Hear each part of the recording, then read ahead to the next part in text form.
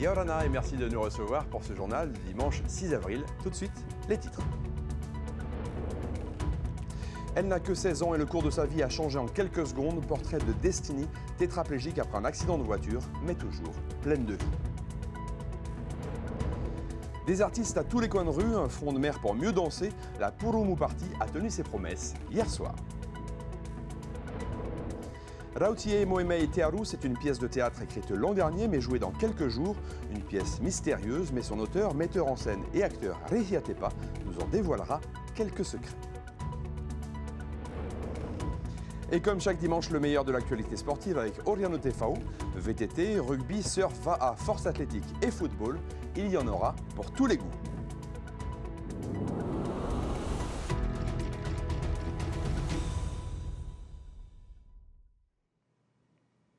La vie de Destiny, une adolescente de 16 ans, bascule le 3 novembre 2024. La police disperse une soirée à Papineau. Les fêtards s'entassent dans des voitures et s'enfuient à vive allure.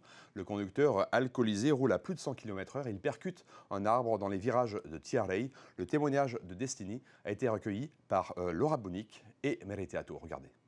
À un moment où vraiment on était là, mais ralenti, et là il nous sort un je gère et 5 secondes après, il y a eu du coup l'accident. Fin tragique pour une fête à 3 h du matin. Parmi les 6 passagers de la voiture, Destiny est la plus gravement touchée. Sa vie est bouleversée à jamais. J'ai réouvert les yeux, j'étais à moitié éjectée du véhicule. J'avais les jambes sous le siège du conducteur et le haut du corps. Le haut du corps pendu en dehors de la voiture. J'avais la tête en bas.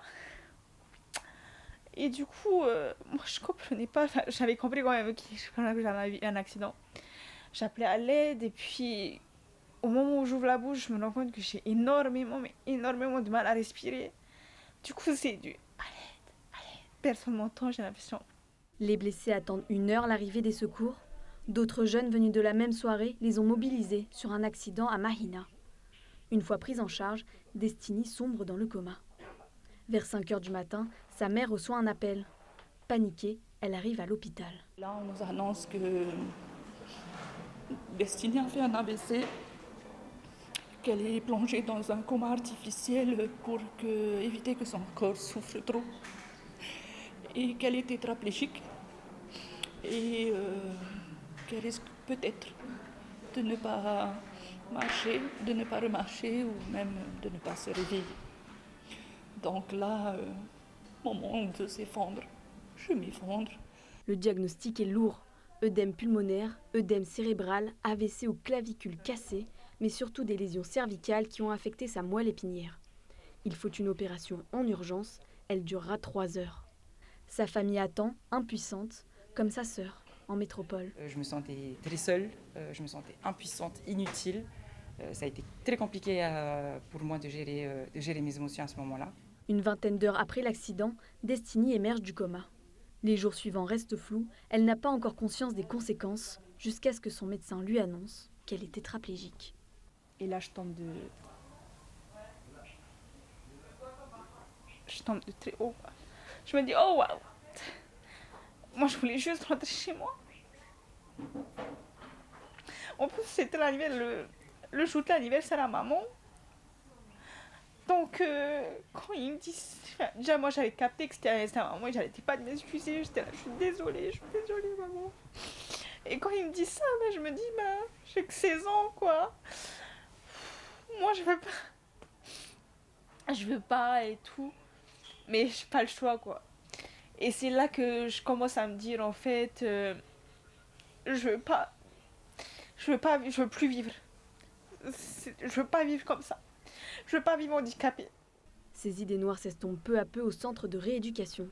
C'est d'abord son ergothérapeute qui l'encourage à se battre, mais aussi son kiné et les médecins. Un travail de longue haleine qui l'aide à retrouver confiance en elle. Maintenant, elle est capable de se déplacer avec son fauteuil, elle peut participer justement sur sa préparation, la toilette, l'habillage, on est en train de travailler tout ça. Donc voilà, et puis après, avec les projets d'avenir, pouvoir s'investir professionnellement sur une formation, pouvoir conduire un véhicule, ça va être des objectifs qui vont être travaillés tout au long de sa prise en charge. Un avenir qu'elle entrevoit désormais grâce à ses progrès et à l'appui de ses proches. C'est pas seulement son combat, c'est notre combat, à moi, sa mère, à sa sœur, à son beau-père qu'elle se considère comme son père. Mais c'est un combat lourd, mais on y arrivera, on y croit fortement. On croit en elle, on croit en nous. Le combat d'une famille unie, un amour et un soutien qui est destiné à se surpasser jour après jour. Et vous pouvez retrouver ce témoignage de manière plus longue sur notre site tntv.pf.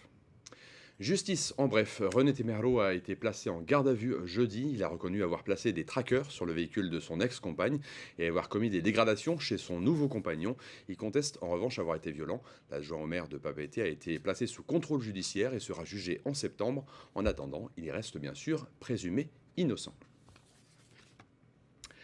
Le front de mer de Papeete avait des allures de festival. Hier soir, la 10e Purumu Party a fait carton plein. En pleine vacances de Pâques, elle permet de profiter en famille de la diversité de la nouvelle scène locale. Nos reines de la nuit, Laure Philibert et Jeanne Tinoroa, n'ont pas manqué la fête. Très heureux d'ouvrir cette 10e édition. Alors, je ne dis pas que c'est la dernière fois. Ça dépendra du prochain maire. Et je vais insister pour qu'il continue cette manifestation.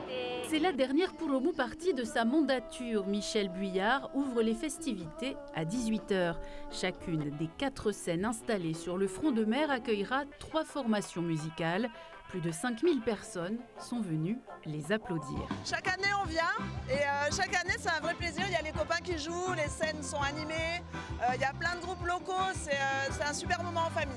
Je suis bien avec la famille, mais je vois aussi les amis, donc c'est tranquille. Pour les familles des différents quartiers de la capitale, c'est l'occasion de partager une activité commune et de découvrir les créations des artistes locaux gratuitement. Alors là, on peut bien en profiter. Après, voilà, il y en a qui peuvent se permettre pour avoir des conseils, on a d'autres non. Pourquoi le soir on est là? Ça, c'est l'occasion pour nous aussi d'être en famille, de pouvoir sortir avec eux. Vu qu'on travaille aussi, voilà, pourquoi pas sortir comme ça.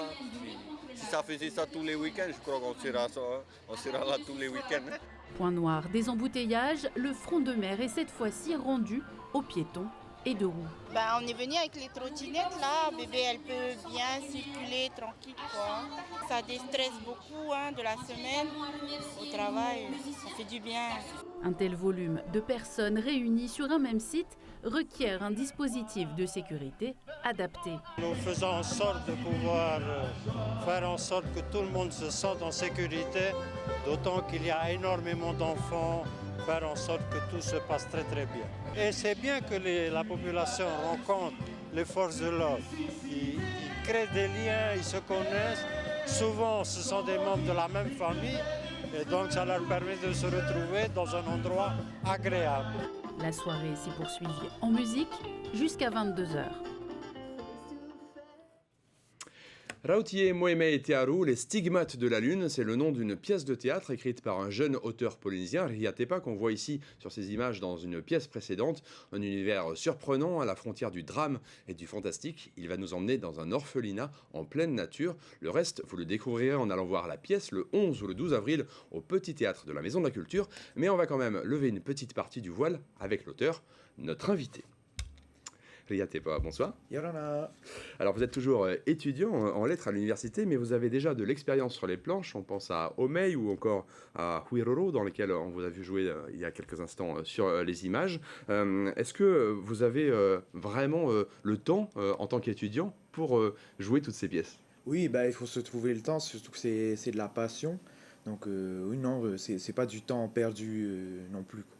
Et puis cette fois, c'est vous l'auteur, c'est ça la différence. Qu'est-ce que vous avez voulu mettre en scène et pourquoi ces 5 orphelins sont-ils au centre de cette pièce? Oui, auteur, metteur en scène. Donc j'ai surtout voulu parler de notre jeunesse. Et aussi travailler avec la jeunesse justement de notre pays. Donc je me suis entouré de plusieurs artistes aussi de notre pays, jeunes, de tous les domaines, de la danse, donc comédie aussi, et voilà. Alors, les jeunes de notre pays, mais en même temps, c'est pas une pièce qui se passe en Polynésie, il faut le dire.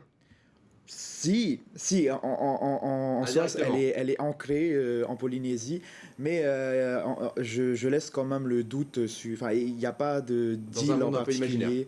Oui, voilà, parce qu'il y a quand même le tahitien qui est au centre de l'intrigue, la langue, je veux dire, et donc c'est ancré quand même chez nous dans un lieu en tout cas où on parle le tahitien. Mais tout ça, c'est quand même indéterminé. Ouais. Voilà, c'est un petit peu métaphorique et on se doute qu'il y a des messages qui passent à travers le texte, à travers l'histoire, notamment des messages sur l'acculturation, la perte de la culture, des choses comme ça. Oui, il y a ça. Enfin, c'est la reconquête culturelle et aussi l'éducation coloniale.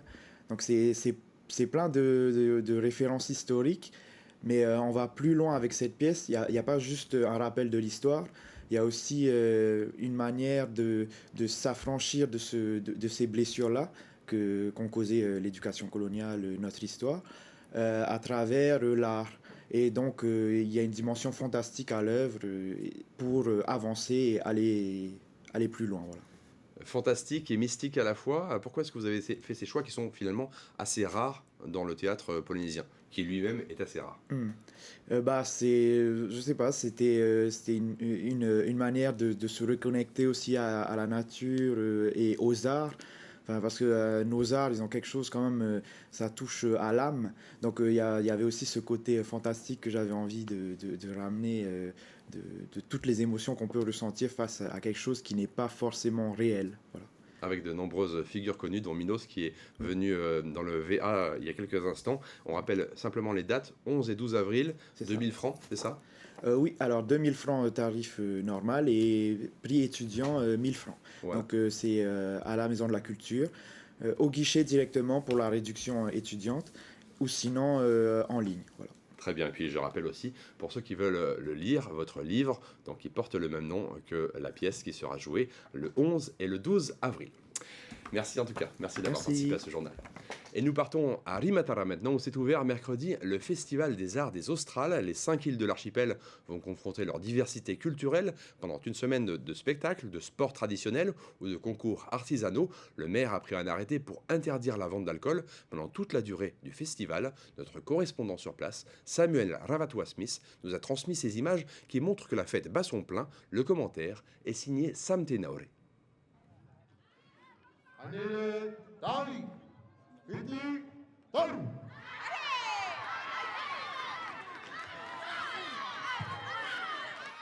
Comment décortiquer le plus rapidement possible une noix de coco? Certains y vont avec les dents. Les meilleurs l'ont emporté parce qu'ils ont su s'adapter au matériel de compétition.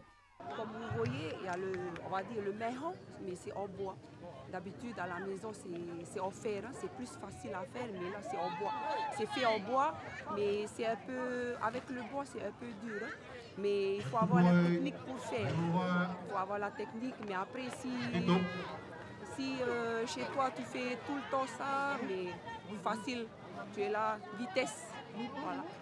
Le thème de ce festival est l'identité, une question à laquelle chaque délégation répond par l'éventail de ses pratiques ancestrales.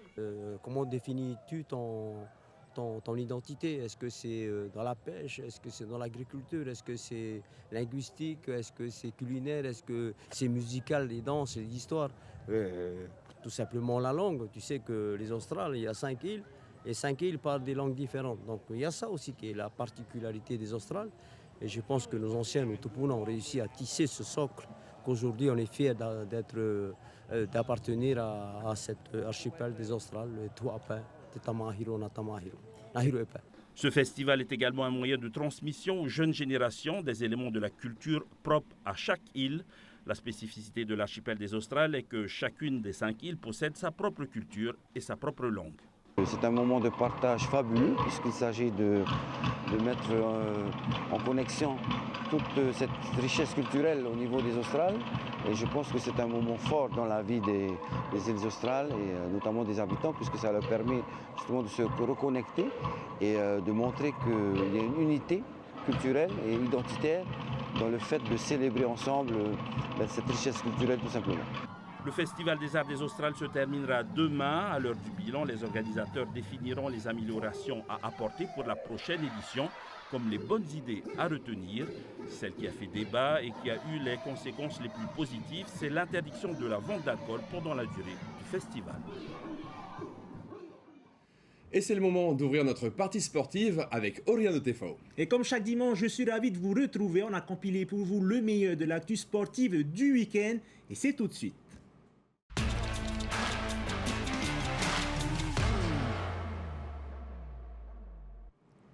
Ce matin, une course de VTT a eu lieu au Parc Vérey. Oui, le circuit d'environ 3 km prévoyait 10 tours pour un total d'1h10 d'effort. Ils étaient une quarantaine. Et certains étaient là pour découvrir l'événement, d'autres en vue de compétition internationale. Tout de suite, les moments forts avec Liora Bounik.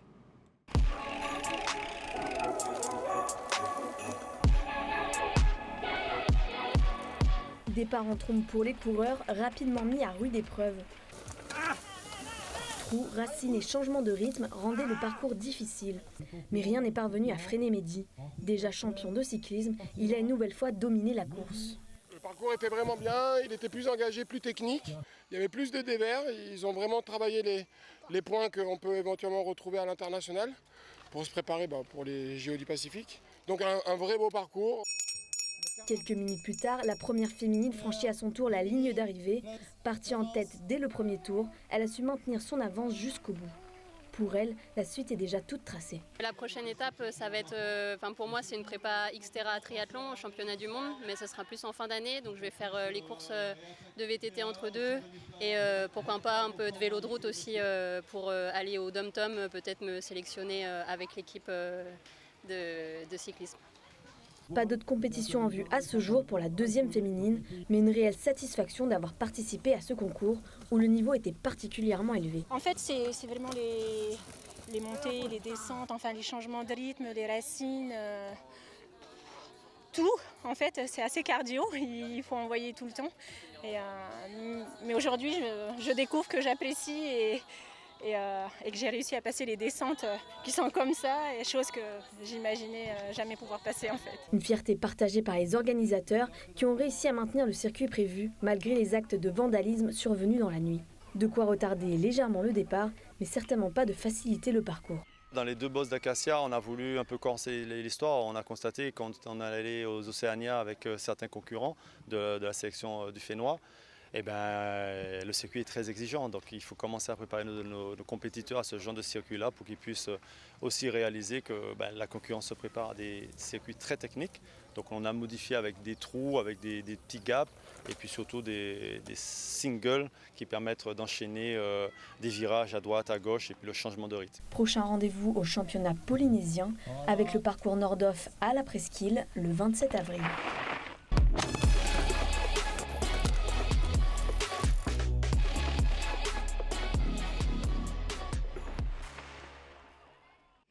Direction Raiatea maintenant, le tournoi de rugby U12 et U14 s'est délocalisé ce week-end. Et c'est au stade territorial de Uturoa que plus de 100 joueurs de Tahiti de l'île Sacrée se sont mesurés dans une ambiance à la fois compétitive et amicale. Jessica Doucet. Une centaine de joueurs sur le terrain, Raiatea accueille le 6e tournoi U12 et U14 inscrit au calendrier fédéral. C'est un événement particulier pour la Fédération polynésienne de rugby puisqu'on a délocalisé un tournoi U12-U14 sur Raiatea avec bien sûr l'ambition de valoriser les clubs qui sont dans les Raromatei et notamment de Raiatea et aussi c'est le rôle de la fédération que de développer le rugby dans les îles. Pour les deux clubs de Raiatea créés il y a seulement 3 ans, cette rencontre est un véritable tremplin. Ce genre de tournoi en fait va aider nos petits à grandir et à avoir un peu plus d'expérience et à voir aussi que tous les conseils qui ont été donnés par les éducateurs sont importants en fait à appliquer parce que justement quand on voit des équipes comme Paea, comme Papeete, Punawiafa, Apire, ça ne peut faire que grandir en fait les enfants. Nouveau terrain, nouvelle ambiance. 5 clubs de Tahiti sont ravis de partager ce moment avec les joueurs de l'île Sacrée. Championnat oblige, ils ne perdent pas leur objectif. Ce tournoi compte comme les autres au classement de cette année. Toujours content d'être là, surtout de partager avec Raiatea. Bon, c'est vrai que pour Raiatea, ils vont à un autre niveau, tant mieux. Ça a été bien, pas si difficile. Notre équipe est toujours là. Hein. C'est quoi l'objectif aujourd'hui? De gagner, d'arriver au moins premier. C'est bien parti? Ouais. Des plaquages, des passes et des beaux essais. Après une quinzaine de matchs disputés par les 7 clubs présents, le tournoi livre son verdict. FAA gagne chez les U12 en goal average et PAIA l'emporte en catégorie U14. Près de 200 rameurs, toutes catégories confondues, se sont retrouvés hier à Papeari pour la 6e tournoi organisée par le team Tahiti. Oui, au programme notamment pour les seniors hommes, un parcours de 20 km entre le Motu Ovini et Mataya. Sur le V1, Manutea Mignon et Kaltarofo se sont livrés une belle bataille sur l'eau. Le résumé de la course avec Désiré Teivao.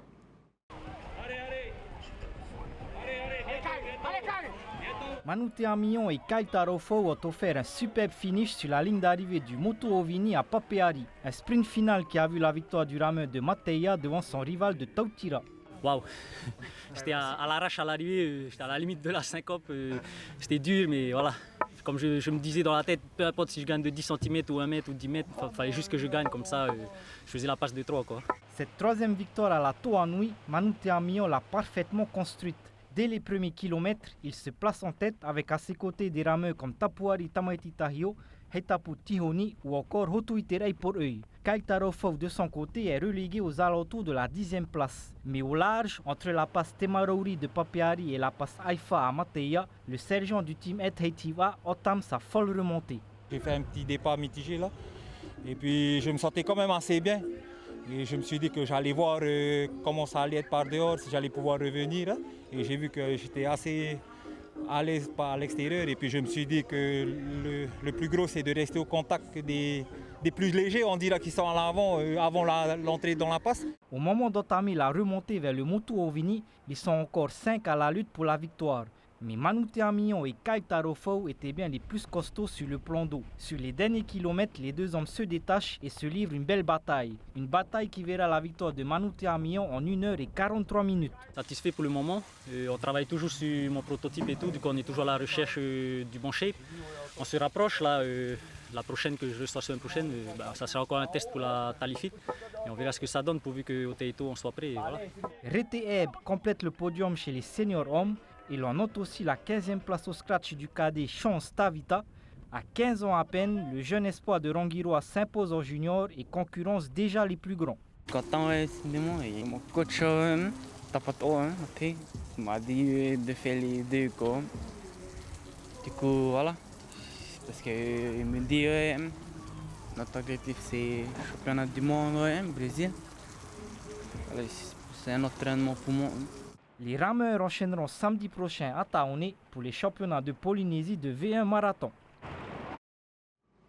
Ce week-end, le Tapuna Surf Club et la Fédération tahitienne de surf ont organisé la première étape du Tahiti Horue Tour à Papara. Un nouveau championnat qui rassemble beaucoup de disciplines comme le surf, le bodyboard ou encore le kneeboard, mais également plusieurs catégories comme le master ou le grand kahuna. Oui, l'événement s'est tenu sur 2 jours. Liora Bonic était au rendez-vous.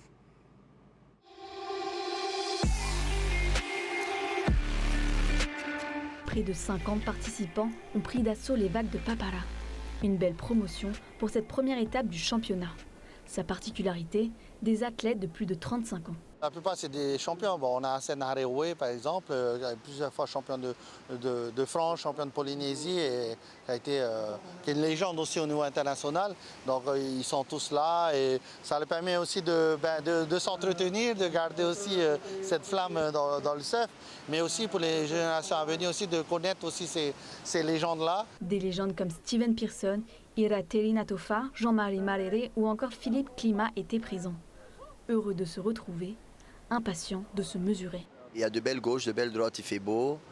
Et c'est super, on est là entre potes, on s'amuse sur cette Tahiti Horue avec les catégories master. Il y a du body surf, il y a du longboard, du paddle.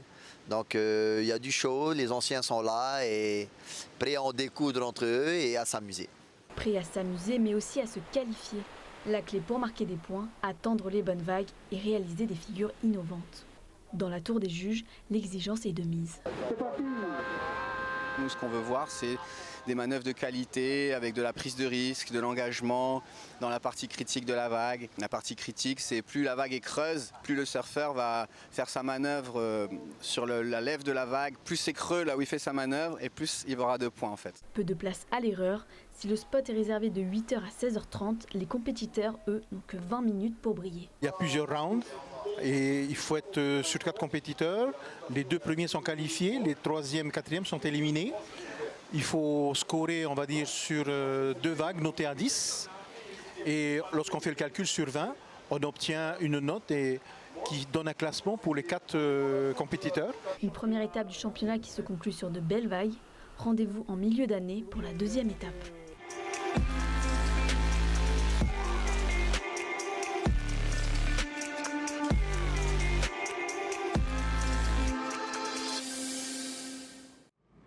Et les hommes forts du Fénois, donc tu n'y étais pas, ont disputé le premier marathon de développé couché de la saison hier à la Sornispo de Tiapa, à Paia. L'un des classiques concours de force pure où tu n'étais pas non plus, cette épreuve impose aux participants un maximum de répétitions en une demi-heure. Et nous étions quand même sur place. 3, 2, 1, let's go! Dès les premières minutes, le temps est donné, rythme soutenu, gestion de la fatigue et concentration extrême. Plus d'une vingtaine d'équipes sont engagées. Parmi elles, Manjimose de Moria est venu en force. Alors il y a à peu près 10 personnes et ils sont engagés dans différentes catégories. Et on a aussi une équipe de master. Et après, il y a pour certains première participation. Donc du coup, c'est une découverte. Mais ils sont bien préparés. Dans la catégorie master par équipe de 3, les compétiteurs de plus de 40 ans se relaient sur les bancs pour soulever une barre de 80 kg pendant une demi-heure. À ce jeu-là, à chacun sa technique. C'est dur, hein. 6 reps par seconde, c'est dur. Et pour atteindre pour 10 reps, c'est encore plus dur. Ça chauffe les muscles et ça fait du bien. Alors aujourd'hui, maman, c'est de tourner et faire le plus de tours possible. Hein. Voilà. Mais moins de reps, pas beaucoup de reps et moins de tours. Quoi, hein. En fait, pour valider, il faut que tu touches ta barre au sternum, tu l'attends. Et tu fais ainsi, tu termines comme ça, entendu, sans bouger la tête, les pieds et les fesses qui sont collés au banc. Et parmi les performances marquantes, celle de Paia chez les Masters avec 1052 répétitions. En catégorie Open, avec une charge de 100 kg, le club Paia Powerlifting s'impose encore avec 965 répétitions. Prochaine étape pour nos hommes forts, la finale du championnat de Polynésie le 1er août à Bora Bora. Et tout de suite, on découvre le reste de l'actualité sportive en bref et en images. 3 enfants du Fénois ont brillé ce week-end au championnat de France de Jiu-Jitsu brésilien. Jefferson Yersin finit premier en gi. Quant aux frères et sœurs Dimitri et Mi Yunfu, ils réalisent tous les deux le doublé dans leurs catégories respectives. Après 2 combats lors de la Coupe du monde amateur de boxe au Brésil, le Thaïsien Nike Comics Gobré obtient finalement la médaille d'argent dans la catégorie des moins de 50 kg. Il s'est incliné en finale contre l'Ouzbek Azilbek Jalilov, mais c'est un beau parcours qui présage d'autres bons résultats. Ce rendez-vous organisé par la World Boxing a rassemblé près de 80 nations. 148 équipages en concours hier lors du Volvo Penta Fishing Contest, une compétition de pêche en haute mer. La pesée s'est tenue à la marina d'Aroué, le plus gros haura de la journée, une pièce de 247,5 kg, pêchée au large de Papara par l'équipe Merenui 2 de Gira Raoul. Cette prise lui permet de remporter le prize money de 200 000 francs, mais surtout, il repart avec le jackpot, un moteur d'une valeur de 9,5 millions. Après une semaine de rencontres et de stages au Fénois, la délégation de la Fédération française de rugby, menée par l'un de ses vice-présidents, Jordan Roux, a tiré le bilan de son déplacement. Formation des éducateurs, organisation de compétitions internationales, mise aux normes des infrastructures ou encore détection de jeunes talents, la FFR s'est engagée à accompagner le développement du rugby polynésien. On a rencontré des gens investis, résilients et qui sont aussi toujours à l'écoute de bons conseils pour pouvoir se structurer et se développer et qu'on puisse les accompagner dans leur développement parce que l'intérêt pour la Fédération française de rugby, c'est que le rugby se développe en Polynésie et qu'on puisse demain avoir de jeunes rugbyman et rugbywoman sur tous nos terrains. En football aussi, regroupement de talents cette semaine au centre technique de Pater. 6 équipes ont participé au 3e festival des jeunes organisé par la Fédération tahitienne de football. Des sélections U13 de Tahiti, des îles sous le vent, des Australes et des Marquises se sont affrontées. Objectif pour la FTF, détecter les joueurs à fort potentiel. Le reportage de Désiré Thévao. Le football vit bien sur la terre des hommes. La sélection marquisienne engagée cette année au Festival des Jeunes en est la preuve. Pour le 4e match du tournoi, les joueurs de Jonato Tekohuo Tetua sont opposés à la sélection de Tahiti. À l'issue des 40 minutes de jeu, les Marquises l'emportent 2-1 grâce à ce coup franc en fin de match du bien nommé Falcao Koumohetini. Au début, on a bien joué. Vers la fin, c'était serré. Après, vous avez gagné sur un coup franc. C'est qui marque le coup franc? C'est le bon. Tu peux me raconter du coup ton coup franc? Pourquoi tu as choisi de frapper comme ça? C'est lui qui m'a dit de tirer. Après, j'ai tiré. Après, j'ai pleuré. Jonato Tekohuo Tetua de son côté se réjouit de cette victoire face à la sélection de Tahiti, mais l'entraîneur des Marquises en attend encore plus de ses jeunes protégés. Ils peuvent mieux faire, mais bon, je pense qu'avec la fatigue, c'était pas facile aussi pour eux. Hein. On avait cette pression-là. C'est bien, footballistiquement, on termine premier. On bat les équipes de Tahiti, c'est déjà une bonne chose pour nous. Hein. On est fiers d'être marquisiens et voilà, je pense que la sélection on doit se douter. Hein.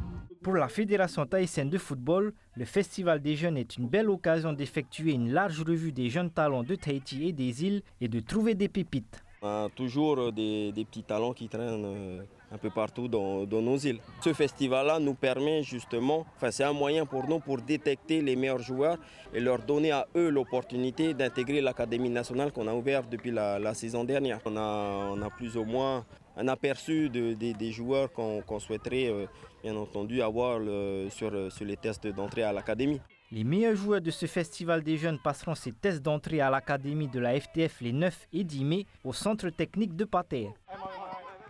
Et on termine notre rubrique sportive avec l'agenda des prochaines compétitions sportives. À partir d'aujourd'hui jusqu'au samedi 12 avril à Veirao se tiendra le tournoi de volleyball Toa Tapu qui réunit les meilleures équipes de chaque archipel. Samedi 12 avril, les hommes forts du Fénois se retrouvent encore, mais dans la salle fédérale de Punaru cette fois-ci, pour le premier tournoi de bench press. Et toujours samedi 12 avril, vous pourrez suivre aussi les championnats de Polynésie de V1 marathon avec un départ depuis la plage de Taoni. C'est la fin de cette édition. Si vous restez chez vous ce soir, vous serez bien dans votre soirée à 19h10. Mais vous pourrez aussi vous perdre dans le film Le Labyrinthe à 19h25 ou voyager jusqu'au Japon avec Zone Interdite à 21h15, à condition bien sûr de rester sur TNTV. Très bonne soirée, excellente semaine, pareil. Et comme la tradition, on se quitte sur les meilleures images de la semaine. Bonne soirée à tous, prenez soin.